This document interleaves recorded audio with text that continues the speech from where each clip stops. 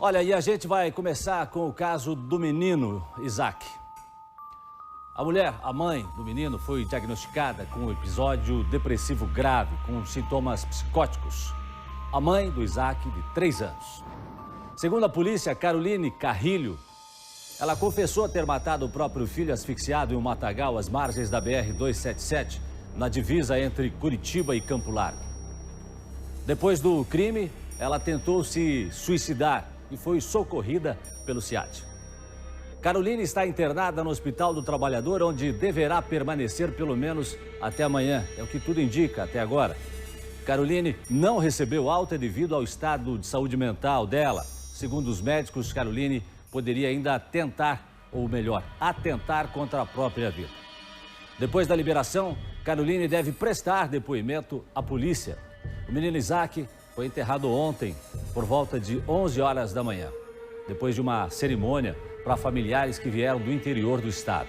A Caroline recebeu a visita dos pais e também de uma tia no hospital. E agora a gente vai conversar com a Thaís Travensoli, ela está no Hospital do Trabalhador. A Thaís está acompanhando o caso e conversa agora com a gente ao vivo. Bom dia para você, seja bem-vinda, Thaís Travensoli. Quais as informações que você tem no começo aqui do nosso BG? Oi, Jason, bom dia para você, bom dia a todos. A gente segue atualizando as informações deste triste caso, que aconteceu aqui em Curitiba. A Caroline, de 29 anos, permanece internada aqui no Hospital do Trabalhador. O estado de saúde é o mesmo, segundo o último boletim que foi repassado pela assessoria de imprensa agora pela manhã. O estado de saúde é estável, sem previsão de alta. Como você disse, a partir da alta dela aqui do Hospital do Trabalhador, Caroline deve ser encaminhada para a delegacia e aguarda, a expectativa aí é que ela preste depoimento, para dar a versão dela a respeito deste caso.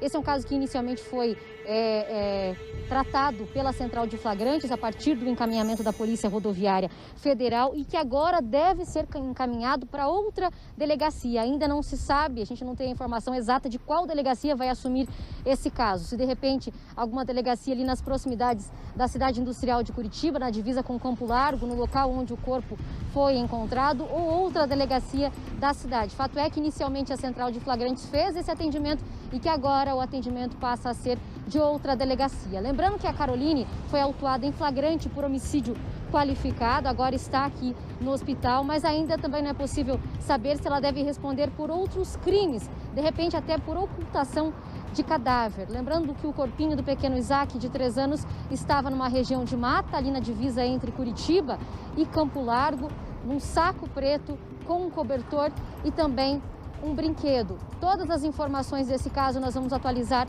ao longo do Balanço Geral. Jason.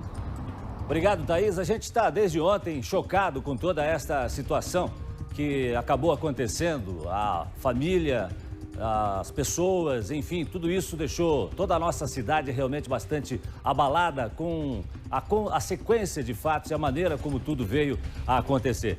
E hoje eu vou receber aqui no estúdio o psicólogo, o Rodrigo Santos, ele que é psicólogo forense, não é isso, doutor Rodrigo? É isso mesmo? E vai ajudar a gente a entender um pouco dessa situação aí. Obrigado, primeiramente, por aceitar participar com a gente aqui, tá certo? Esse episódio aqui, aliás, até tem esse nome aqui, doutor, episódio depressivo grave. O que a gente pode explicar? Como é que a gente pode identificar isso? O que é isso? Esse é um transtorno depressivo maior que talvez essa moça tenha, e pode acontecer mesmo da pessoa ter alterações. Doutor, vou pedir só um minutinho para o senhor, parece que a gente está com o seu microfone desligado. Então vamos ligar aqui. Acho que já está ok. Vamos ver, dá um oi para nós aí agora, doutor Rodrigo. Tudo bem? Agora acho que está ok, né? Tá ok? Então vamos lá, vamos entender o que é esse... Que quadro que é esse? Esse é um quadro de depressão mais grave, mais aprofundado, e que em alguns casos pode fazer mesmo com que a pessoa tenha uma alteração no juízo crítico, certo? E isso atrapalhe a sua capacidade de julgamento e tomada de decisões. Então, para todos nós tomarmos uma decisão para fazer qualquer coisa, a gente precisa estar com a nossa cognição funcionando perfeitamente. E um transtorno depressivo maior, ele pode fazer com que a pessoa entre, sim, no estado de psicose, que é um termo bem genérico, mas que altera, né, a noção de realidade que a pessoa tenha.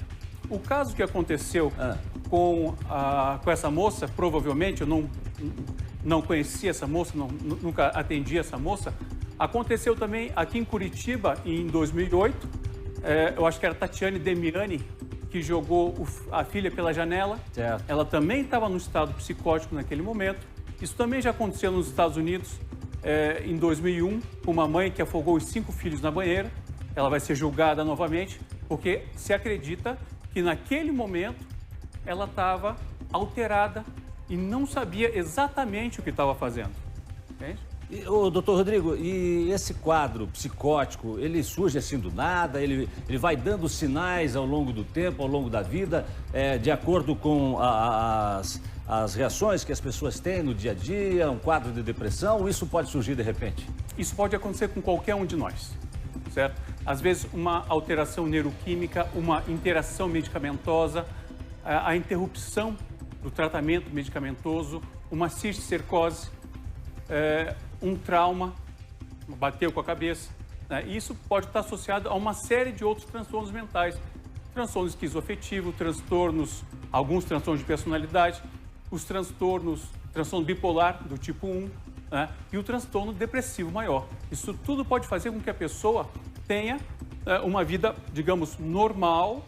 Até aquele ponto. Até aquele ponto. E às vezes ela tem estados psicóticos, estados de alteração do juízo da realidade, que pode ser muito refinado, muito sutil, e que as pessoas muitas vezes não percebem que aquilo já é um quadro ou delirante ou que altera o seu comportamento. E muitas vezes, quando a pessoa passa por um estresse um pouco maior, em que todos nós, por exemplo, daríamos conta, ela tem uma reação que é completamente desproporcional, que é o que parece que aconteceu com essa moça. Mas aí eu lhe pergunto uma coisa, doutor. Pode, num caso como esse, haver um gatilho, algo que dispare esse curto?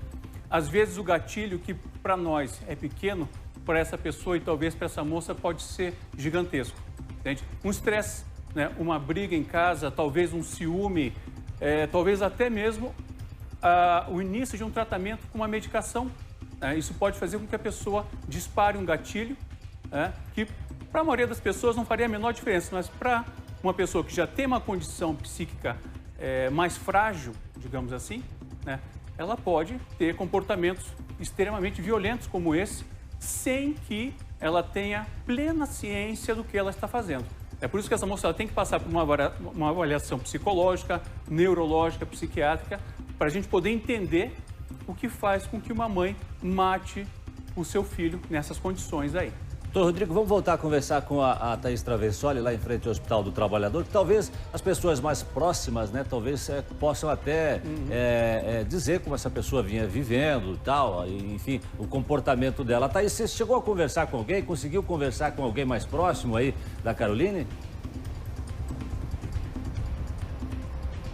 Oi, Jason. Olha, infelizmente a gente ainda não conseguiu esse contato com pessoas bem próximas, né? Familiares, a mãe, enfim, primos, mas o que a gente tem de informações da nossa produção a respeito de pessoas que tiveram contato com esse casal, com Denner, Caroline e com o pequeno Isaac, é de que aparentemente uma família normal, que não teria problemas, inclusive na escola, problemas com vizinhos, também uma família aparentemente tranquila e que, inclusive, pelo que foi já levantado pela nossa produção, essa era uma mãe que amava muito a criança, que tratava muito bem o pequeno Isaac, que o Isaac também era muito apegado a esse pai. Agora, a informação de pessoas bem próximas, realmente, infelizmente, a gente não tem, o que é muito importante também, né? A gente espera fazer esse contato aí nas próximas horas para entender um pouquinho mais desse problema passado pela Caroline, que, pelo que já foi levantado também, ela realmente passava por esse quadro e que pode ter tido um surto.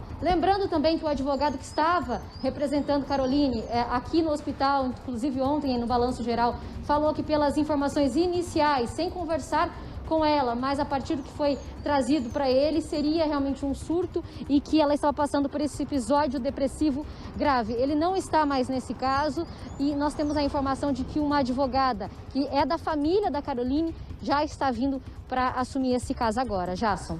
Obrigado, Thaís. E aí eu quero perguntar aqui para o doutor Rodrigo, Doutor Rodrigo, um surto, né? Às vezes a pessoa acaba tendo uma atitude, né?